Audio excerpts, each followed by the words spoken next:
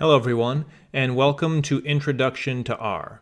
In this lesson, we're going to be covering hypothesis testing and the t-test, and how to run t-tests in R. Now, in the previous lesson, we learned about point estimates and confidence intervals as basic statistical inference tools. These tools act as a foundation for other inference techniques, namely statistical hypothesis testing. Hypothesis testing is a framework for determining whether an observed sample of data deviates from what is expected. R contains an array of built-in functions that make it easy to carry out hypothesis tests and analyze the results. We're going to start by going over the basics of what hypothesis tests are. So, statistical hypothesis tests are based on a statement called the null hypothesis that assumes nothing interesting is going on between whatever variables you are testing. The exact form of the null hypothesis varies from one type of test to another. If you're testing whether groups differ, the null hypothesis states that the groups are the same. For instance, if you wanted to test whether the average age of voters in your home state differs from the national average, the null hypothesis would be that there's no difference between the ages of your state versus the national average. The purpose of a hypothesis test is to determine whether the null hypothesis is likely to be true given some sample data. If the null hypothesis turns out to be unlikely given your data sample, you might reject it in favor of the alternative hypothesis, which is that there is something interesting going on and that your sample data is actually different from the population or other data sample you're comparing it to. The exact form of the alternative hypothesis will depend on the specific sort of test you're carrying out. But continuing the example from earlier with the voting, the alternative hypothesis would be that the average age of the voters in your state actually differs from the national average. Once you have an alternative hypothesis and a null hypothesis in hand, you then need to choose a significance level, often denoted by the Greek letter alpha. And the significance level is the probability threshold that determines whether you're going to reject the null hypothesis or not after carrying out a test. After you carry out a statistical hypothesis test, you end up with what's known as a p-value. The p-value is the probability of seeing a result as extreme or more extreme than the one you observed in your test due purely to chance.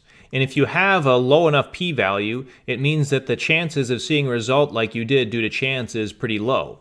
And so after carrying out a statistical test, if your p-value, or the probability of getting a result as extreme as the one you saw due to chance, is lower than the significance level you chose, you then reject the null hypothesis in favor of the alternative. So let's say you carry out a statistical inference test with a significance level of 5%, well then you would have to see a result that only occurs 5% or less due to chance. So if you ended up with a p-value that was, say, 4%, then you would reject the null hypothesis and accept that there probably is something interesting going on because you would only have seen a result like that 4% of the time or less. The t-test is a basic type of statistical hypothesis test that's used to determine whether a numeric data sample differs significantly from either a population or whether two samples differ from one another. So we'll start by going over the one-sample t-test and how to do it in R. A one-sample t-test checks whether a sample mean of data differs from a population mean. So to see how to do this in R, we're going to start by creating some dummy age data for a population of voters for the entire country. And then we are going to make a sample data set that's going to be the voters in Minnesota, and we're going to check whether the data set from Minnesota differs from the population as a whole. So we're going to come down here and generate some data. We're setting a random seed. This is going to store our population data. So we're generating some data from an exponential distribution and some Poisson distributions here. We used this same data, I believe, in the previous lesson on confidence intervals. And then we're just going to store and check what the true average for the population is.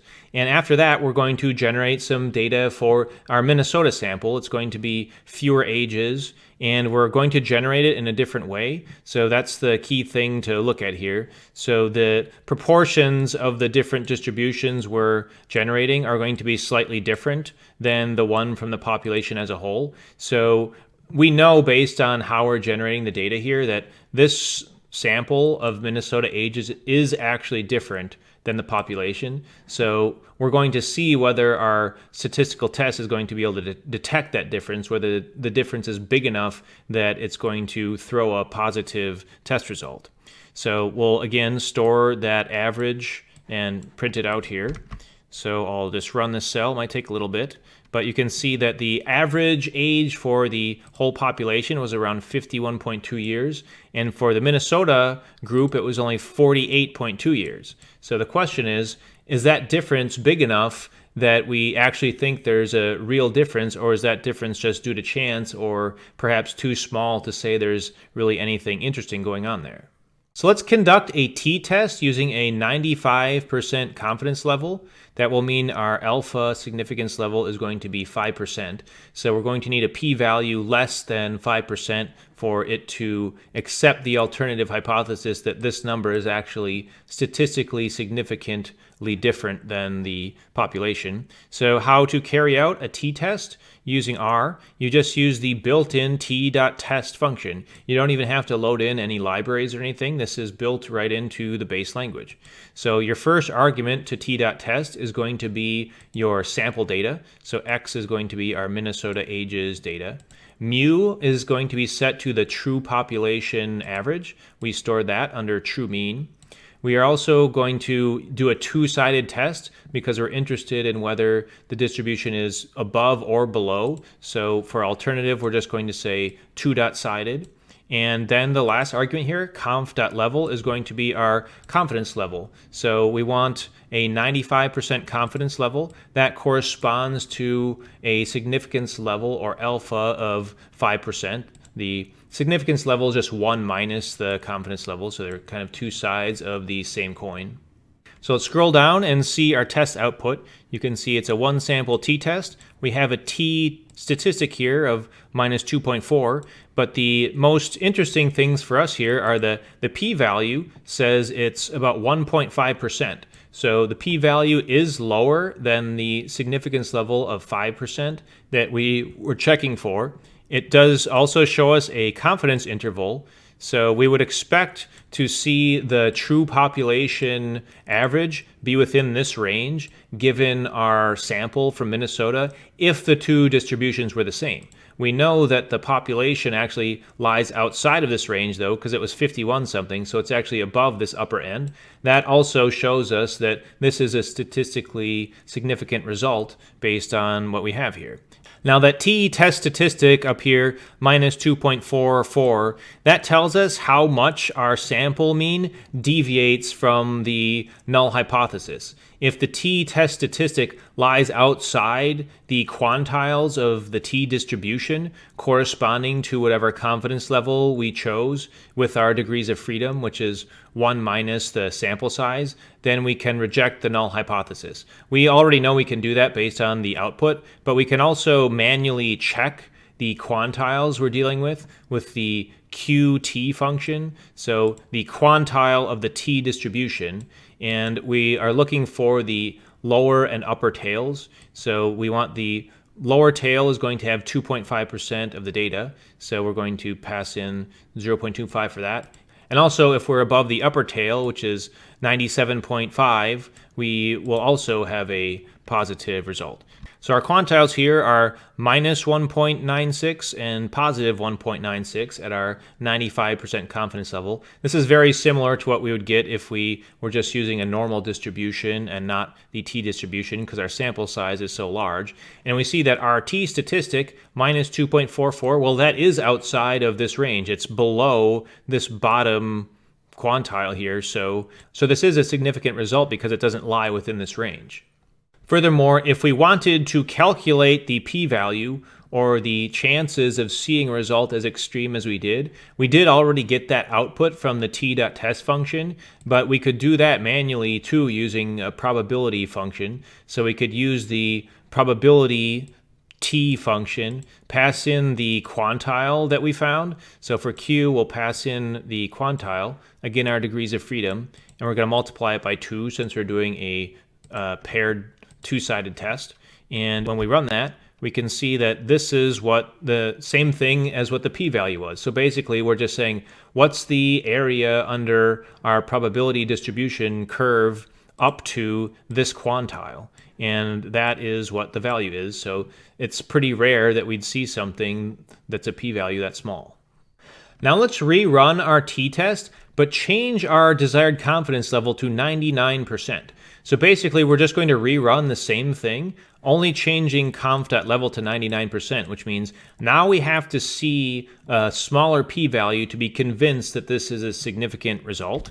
When we run it, we can see that the p-value is the same because we didn't change the data, but now our confidence interval is a 99% confidence interval now instead of a 95% confidence interval. And we can see this range, the top end of the range, 51.39, that now includes the population average in this range. So since the population average actually falls within our 99% confidence interval now, we don't reject the null hypothesis under this new, more strict confidence level because the p-value is actually slightly bigger than 1%.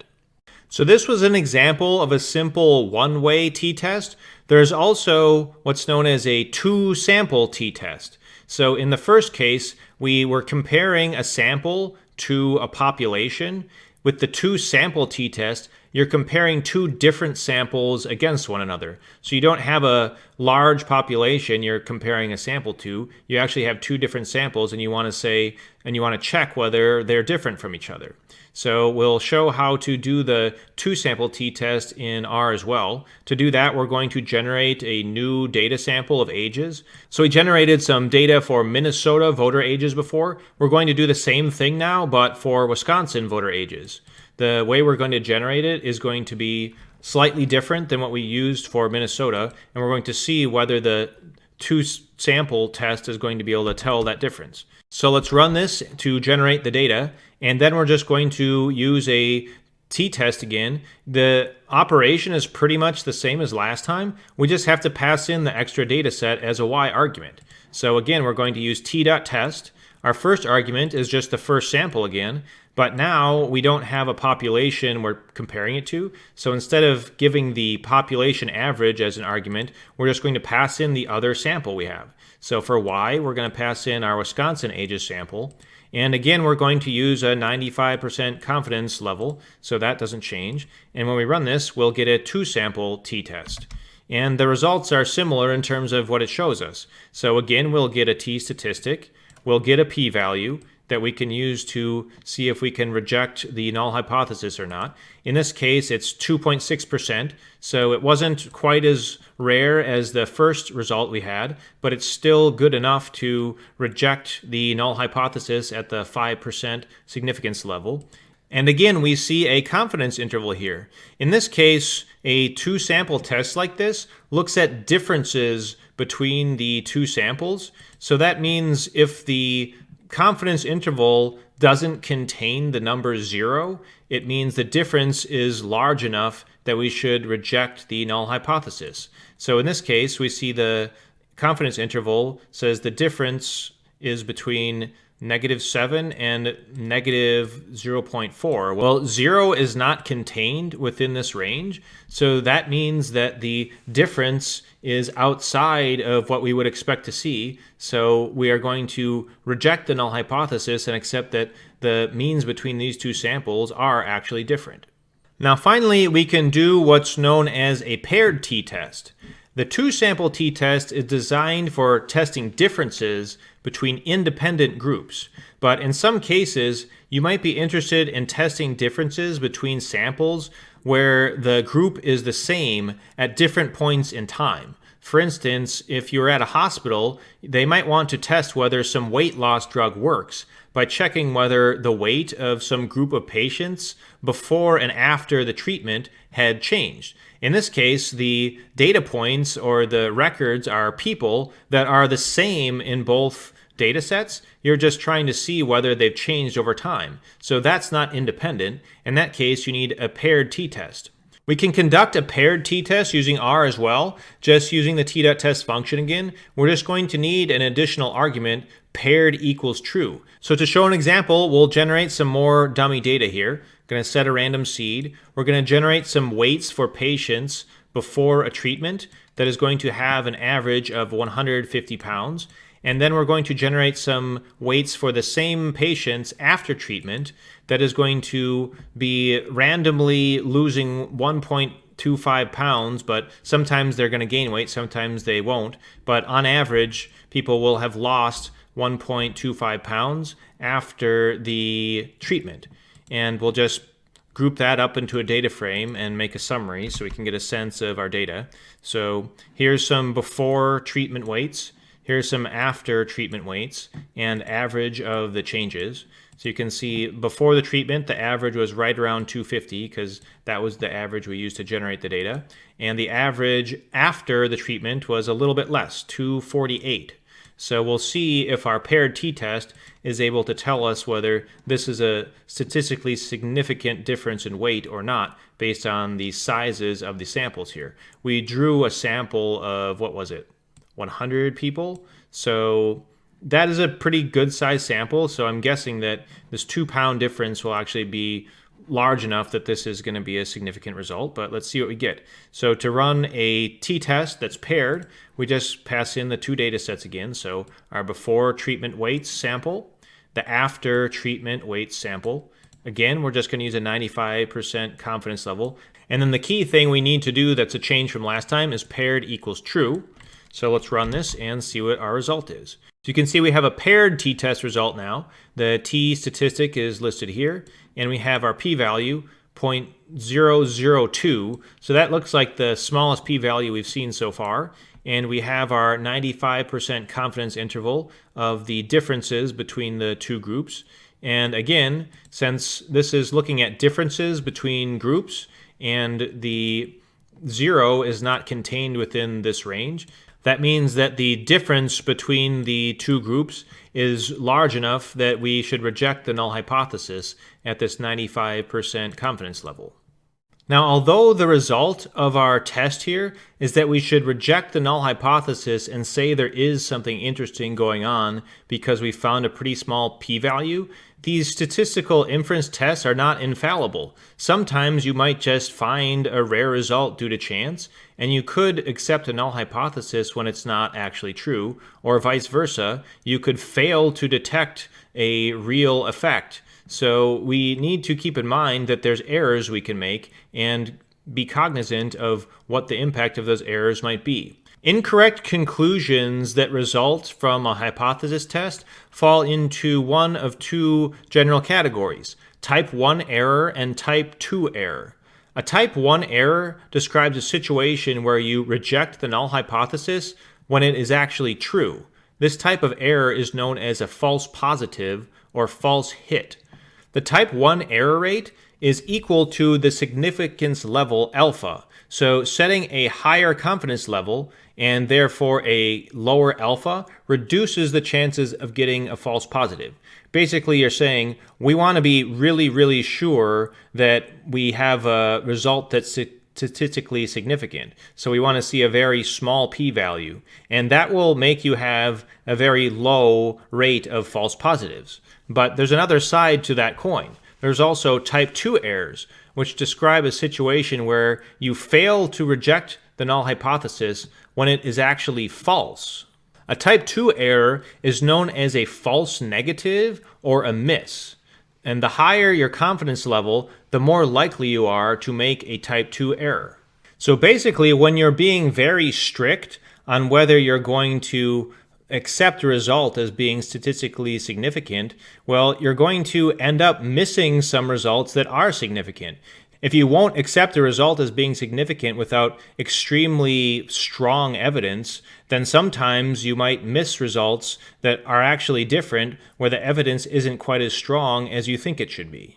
In R, you can find the type 2 error rate for detecting a difference between a given distribution and a second test distribution with a known mean and standard deviation using the power.t.test function. This function finds the power of a t-test, which is the probability that the test rejects the null hypothesis when the alternative hypothesis is true. The type 2 error rate is the same as 1 minus the power of a statistical test. So we'll give an example of using that function to check the type 2 error rate of the paired t-test that we did earlier. So we're going to use power.t.test. The size of the sample n we used was 100. The difference or delta between our two data sets was 1.25 on average. The standard deviation for the distribution was 5. And we were dealing with a significance level of 5%. So signet level will be 5%, and it was a paired test. So when we run this, it will show us some output that could be useful. So the result of our power test here, if we scroll down, shows that the power of the test was around 70%. That means that the type 2 error rate for this test is 1 minus this number, so around 30%. So what the result here is telling us is since the true difference between the two groups was only 1.25 pounds, we have a fairly high probability of failing to detect this difference using our test given the size of our sample and the significance level.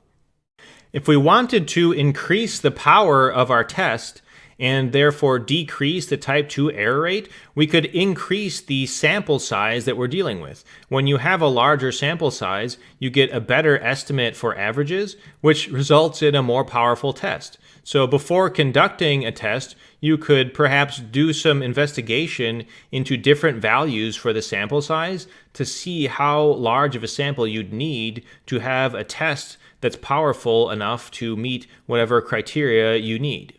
So to wrap up for this lesson, we learned about statistical hypothesis testing and the t-test, and about how the t-test is a powerful tool for investigating differences between a sample of data and either a population or another sample. Now, t-tests operate on numeric variables, but sometimes we have data that is categorical. So in the next lesson, we're going to discuss a different statistical inference test that allows us to deal with comparing different categories, which is called the chi-square test. So thanks for watching, and I will see you again next time.